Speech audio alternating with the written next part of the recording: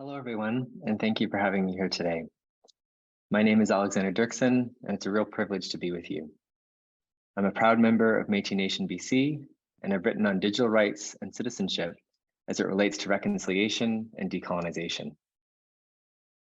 I'd like to begin by acknowledging the Wurundjeri peoples of the Kulin Nation and pay my respect to elders past and present. I recognize a continued connection to country that has existed since time immemorial, and that sovereignty of these lands and waterways was never ceded. As we gather for a conversation on digital citizenship, this recognition, this grounding is so critical. Digital spaces can feel abstract, but we cannot lose connection with where our feet touch the ground and the responsibilities and relationships that flow from this.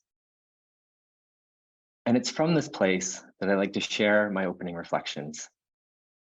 For I believe that we cannot separate people from platforms or physical places from digital domains. And when we attempt to do so, the erasure that occurs through the myth-making of technology as a neutral or altruistic force perpetuates and reinforces the very systems that seek to divide us and enables tech monopolies to extract and exploit for capitalist gain. Behind every app and every device are people who bring their positionality and the systems they operate within into the lines of code that power our digital lives.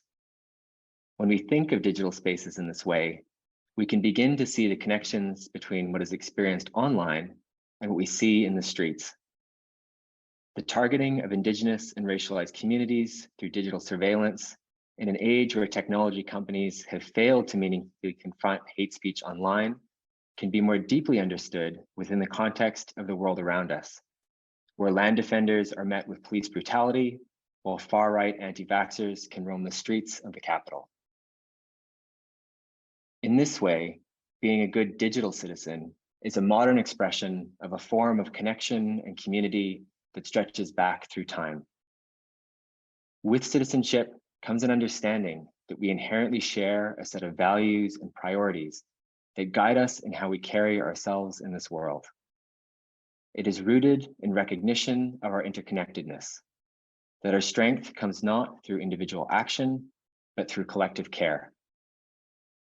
And it asks for an awareness of the needs, aspirations, and offerings of those around us.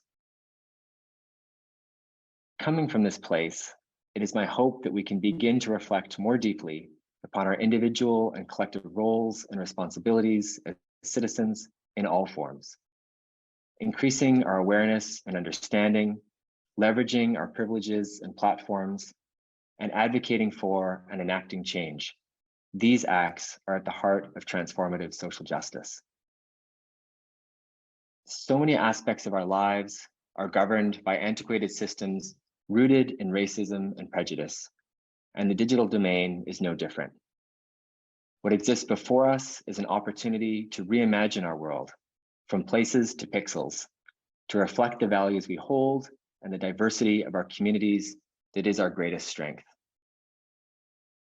As Kara touched upon in her opening reflections, there exists both incredible promise, but also significant work to be done if we were to realize this opportunity.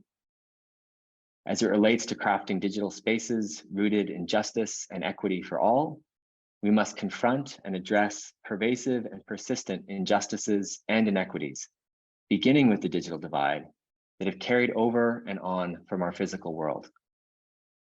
We must center, amplify, and resource diverse community voices and perspectives within key decision-making and leadership roles, acknowledging that just as technology is far from a neutral force, power and privilege manifest in the boardrooms and offices of those at the forefront of our digital age, and produce far from equal footing for all to have a voice. And lastly, we must meaningfully reckon with the reality of our digital age.